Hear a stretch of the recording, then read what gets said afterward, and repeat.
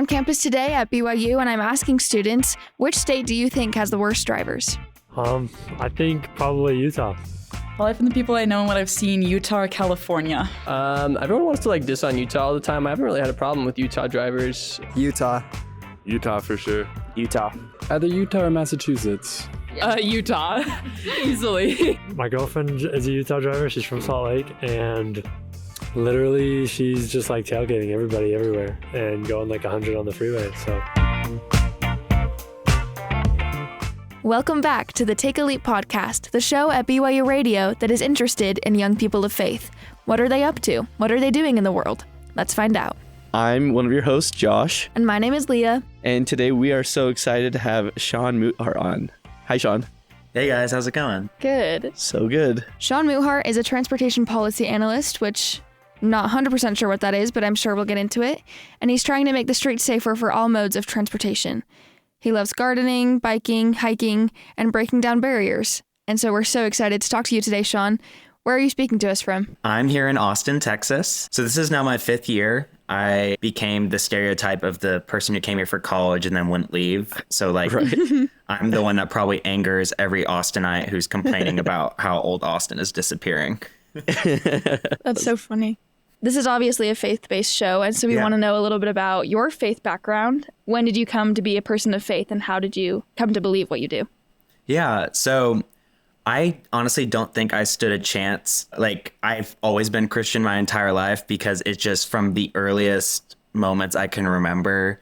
It was always an emphasis from my family. I grew up in a Catholic household, went to Catholic preschool, went from kindergarten to high school and Catholic school. So it just my life was saturated by, just constantly talking about religion, God, what it means to be spiritual. What do we do outside of just going to church? We're not only Christian on Sundays. And so it's always been something that has been of interest to me. I was an altar boy. I did all the things good little Catholic kids were supposed to do. I, got my first communion, got confirmed, did reconciliation, and so it's always been important to me, but I've always had this eagerness to question why we believe what we believe, which kind of meant that I was a menace in my theology class because I could just never get enough answers. I was just constantly raising my hand, and ultimately that's what got me in trouble a lot as a kid. And so it's just that interest has always carried over into my adulthood as well, especially as I've stepped away from Catholicism and started experiencing other Christian traditions as an adult. I actually do really, really love that idea of okay, we're not just Christian on Sunday, right?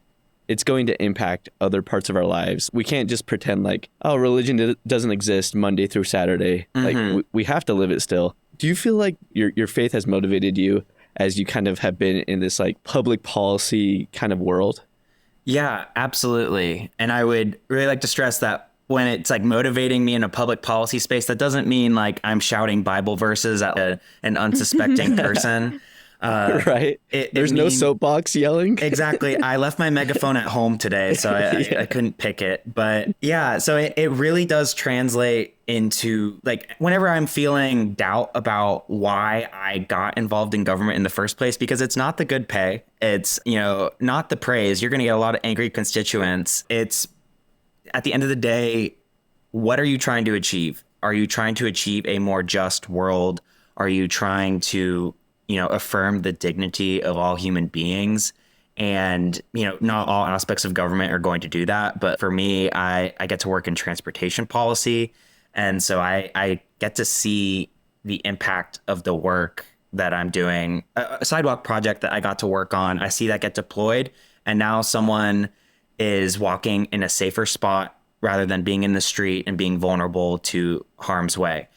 So it's not necessarily I'm involved in politics to convert everyone to a bunch of Christians, but it's to show that because Christ told us to help those in the margins of society, it's one tool that can be used to achieve that reality that God wants us to do. Yeah, I love what you said about Christ serving in the margins of society. And with the sidewalk example you shared, not a lot of the time do people think, wow, I'm so glad there's a sidewalk here that somebody had to fight to put in, right? Like they're kind of just taking for granted the things that we may do to serve them and help them. And Christ probably felt very similarly.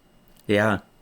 Sean, I'm wondering if you have a story or something that you can share about this experience, something you've done in the world to try to make it a better place. Yeah. So I would say for me, over the summer, I got to work for the city of Austin through their fellowship program at Transportation and Public Works. And some of the projects that we have been, or that I got to work with, I was not leading them. Like I just got to be along for the ride. So I'm not taking credit for these projects, I would like to stress. But I got to see how people were literally impacted by us designing bus stops that actually made it safer during the extreme heat, because it gets really hot here in Austin. Oh, I bet. And a lot of our bus stops are not covered.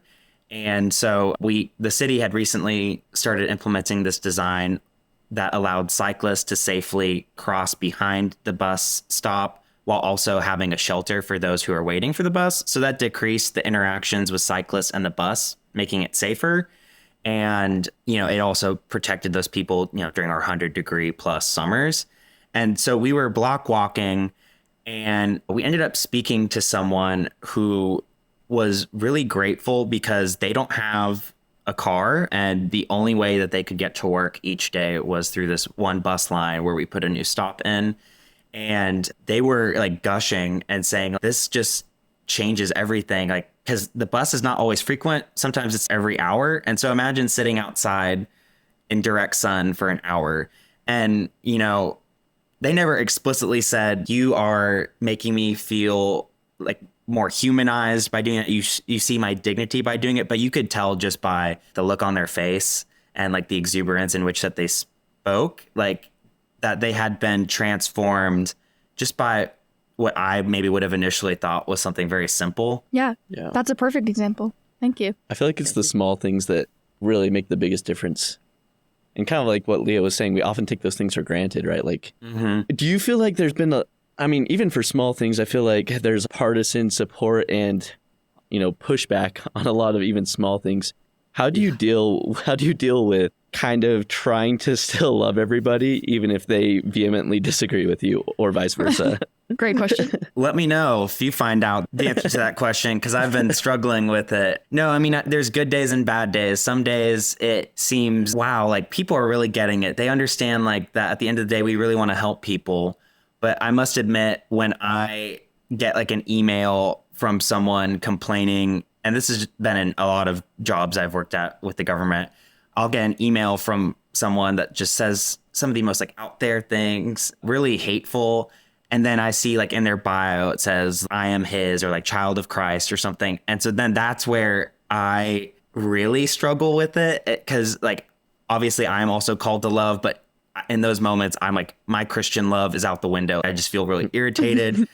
And so having to sit back, remind myself, hey, you've probably been on the wrong side of some issues as well without knowing it, trying to embrace humility and just acknowledge that we've all been part of the problem at one time or the other, and that, responding with malice is only going to fuel them further and lead to the cycle being repeated.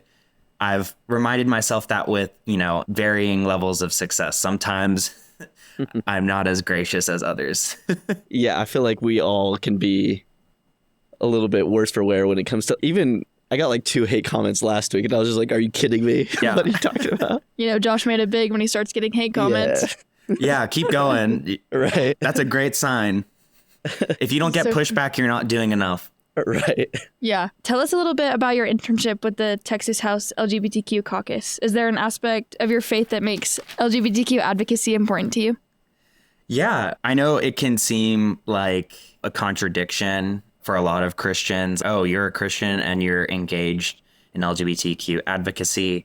I am a part of 2 religious traditions, and there's many more. These are just 2 that have LGBT people fully involved within the church. They can be pastors, they can marry, they deserve full participation under, at least that's what the Episcopal Church and the Disciples of Christ believe. And as a gay Christian, I also tend to agree with that sentiment. But I would say my faith really informed every aspect of being at the LGBTQ caucus, because a lot of the times the opposition that we were receiving and a lot of the hateful comments that a lot of our constituents were receiving were actually coming from fellow Christians. And so it was nice for me to be able to be a Christian perspective where someone could confide in me and know that I was a safe space. They didn't have to feel as though they were walking on eggshells. I also got to see firsthand how so many people in the LGBTQ community exhibit this light of Christ that we all have, but it shone so brightly in a lot of these individuals, how because they were, again, on the margins of society and ostracized by family and friends, or the very people who were supposed to protect them with laws, they had to form their own communities with each other and support each other. And I couldn't help but think of like, this is what churches are supposed to look like during times of trouble, helping anyone who needed help. And, you know, we might not be able to fix the problems that come our way, but we can listen and we can offer love and support. And I also, it did affect my theology a little bit, watching people who didn't identify as Christian or didn't identify as religious, and they were standing up for these people and fighting for justice for them. And I couldn't help but think, well, me as a Christian, what should I be doing to help these groups of people as well? Yeah, I feel like oftentimes whenever I get a little heated about politics, it's useful to have an eternal perspective and just say, none of this matters as much as I think it does right now. So yeah, I'm just going to step back. I love how you brought it back to faith at the end, and it kind of goes to my next question. You talked a little bit about this dual membership you have in two different congregations, and I'm just curious about that. I want to know a little bit more. Yeah, so admittedly, it is an experiment at the moment. I have been a part of the Episcopal Church for about the last 6 years. It was the faith tradition that welcomed me in when I was questioning my Catholic upbringing. The Episcopal Church is very similar to the Catholic Church, like aesthetically, like with the liturgy. There's a lot of like comforts in it, a lot of the joys from Catholicism, but also a lot more space to ask questions, allow women and queer people to have full participation in the roles. So like I've been a very happy member of the Episcopal Church for the last 6 years, and in particular a congregation here in Austin called St. James, which was initially founded in the 40s when the Episcopal Church was not integrated. And so it's a historically Black church that starting in the 80s began welcoming in LGBTQ people who had been ostracized by their other faith traditions, and now is like a very diverse parish. I went to so many different churches trying to figure out where was going to be my new home, that I started noticing there was always like a level of smugness that came with like, well, you know, our liturgy is better than their liturgy. It's more intact and that kind of stuff. And so I never really bought into that sentiment. And a few years ago, I think it was like 2021, I was in Oregon, and it was still coming out of the pandemic. And so a lot of churches were still virtual. And at this point, I had my vaccine. I was sick of constantly being on Zoom for church. And when I was in Oregon, the Episcopal Church said Zoom only, sorry. And I was like, well, I'm going to find another church because I have to be in person. And I found it's called the United Church of Christ. They're very similar to the church that I now go to, which is in the Disciples of Christ. They have a partnership. And I was like, wait a minute, like this is an amazing space. It was so welcoming. I had never been to this town before, and you would have thought I had been going to this church for years. And I just felt so welcome. And it was unlike anything I had experienced. There was no like, oh, you have to be in this denomination. And it really got me thinking about how there really is no monopoly on God, like no Christian tradition has it all figured out. And so I've actually been trying with some level of success to merge the young adult groups at both of these churches into one giant group, because again, there's so much more that unites us than tears us apart.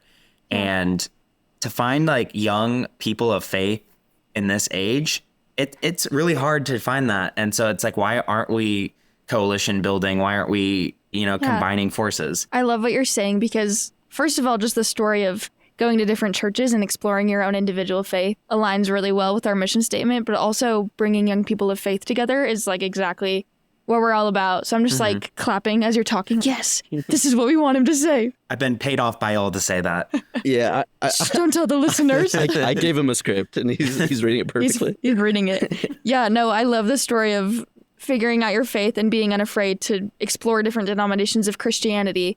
I think that's so important, especially in our young age, to figure out truly what we believe. I love that you're branching out and kind of making yourself uncomfortable going to new places, but people are so welcoming and so kind. Yeah. And to that point, I would also say, figure out what you believe and also figure out what you don't know you believe. There should be a level of uncertainty. It is faith. It's not certainty. If you're uncomfortable with the beliefs that you are being taught, you need to ask yourself, are you uncomfortable because this doesn't make sense? Or are you uncomfortable because it's just a new way of thinking and it might push up against what you've been taught your entire life? And it can be a little bit of both sometimes, but you just got to figure that out.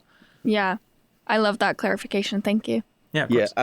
It reminds me of like when I was in third grade, my third grade teacher's church was right next to our church. Mm-hmm.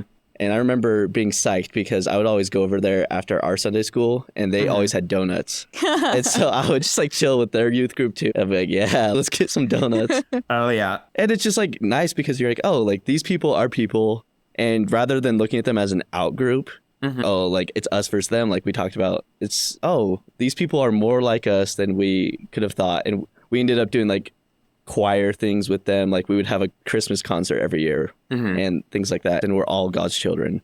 To your point, though, I remember like when I started going to my friend's like non-denominational church in high school, when I would sleep over at his house on weekends. And I was like, wait, you can have coffee like during the church service? I was like, oh, I think I'm non-denominational now. And my parents were like, okay, slow your roll. Sick. That's so funny. From your bio, I see that you love gardening and hiking. Oh, yeah. I just want to talk to you a little bit about your love of gardening. Do you see any connection between like religion and your love of gardening? Because, there's a lot of allegories there, but I don't know if you see that as well. Oh, absolutely. I find that when I read Bible verses to my plants, they grow faster. So that's the connection. Oh, no. It's just a little magical, right? Yeah, exactly. No, I feel most connected to God when I'm out in nature because nature is the most unlike anything that we have constructed as human beings. Like it was there before us, it'll be there after us. And being able to just like sit in a space and watch as you see how everything is connected. For me, it really makes me believe in God. Whenever I'm feeling doubt, like I can see this like grand creator has this grand plan because everything has a purpose. Like at my old house, I had a lawn and I completely killed it and I replaced it with all of these native plants, much to my landlord's disgust. But I began seeing, okay, here comes the bees. Those were the first things. Here's some other pollinators. And then as the plants kind of, their seasons ended and the seeds came out, then came the birds. And then the birds started eating all the bugs that were attracted to my garden. And then the birds eating the seeds led to more plant life that wasn't there before. And it was like this fully enclosed cycle that had been created. When you're not out in nature, when you're just cooped up inside or, you're shopping at Target, you're not experiencing, you're not slowing down to see these things happening. And for me, it just made me realize how small I am. Like there's just so much else going on as I exist. And it's very humbling. And it's also, I feel a sense of responsibility to take care of that space. I know a lot of like fundamentalist Christians might take Genesis saying that, God gave dominion over the plants and the animals as we can do whatever we want. I don't take it as that. I think it means that we have a responsibility to use the resources that we've been given wisely and to ensure that the health of the planet is protected to honor what God has given us. So I really can't separate my gardening from my spirituality. Dominion is more about us having stewardship and responsibility. rather than free reign. A blessing. I think it is a blessing from God to give us nature, but it's a blessing that comes with responsibility too. Yeah. I love what you said about how we've never been able to create anything that's similar to nature. I was just thinking about that the whole time. Like, that's so true. And I think we need to take the beauty of nature for what it is and not take it for granted, like you said. You can kind of see our futile attempts at creating nature elsewhere. I always think of when I'm shopping that this is like a modern day translation to me, like foraging in the forest or something. Like, my brain is tricked into thinking it's the same thing. I'm like, oh, I found this red shirt. And I'm like, would that be like me finding red berries or something in the woods? And so it's like, even when we're not in that space, it's like what we're yearning for without even knowing it. Yeah. I personally have never thought that about a red shirt, but I'm glad you have. I worked retail for too long, so I've thought way too long about this. Makes sense. That's so funny. Yeah, I'd love to ask, just for our listeners, what do you think that they can do to use their faith and step out into the world and change it for the better? I would say if you want to bring Christianity out into the world, or if there are people who are non-Christians listening to this as well, if you want to make your faith known, it starts with your actions. You know, people will know you're Christian by your actions, and hopefully they know it in a good way of knowing Christians, not, oh my gosh, those Christians again. It should be like your radical love and inclusivity and, you know, the universality of it. Anyone is welcome at the table. That should be what the energy that you bring out into the world. It shouldn't be, you know, legalism and, you know, shouting Bible verses at people. People know what the Bible is. They've had their opportunity to access it. It's oftentimes other people that deter them from wanting to join in this beautiful thing of Christianity. And so I think, you know, just going at it with a level of humility and kindness, that should be your first steps. I love that. Leave the megaphones at home. Exactly.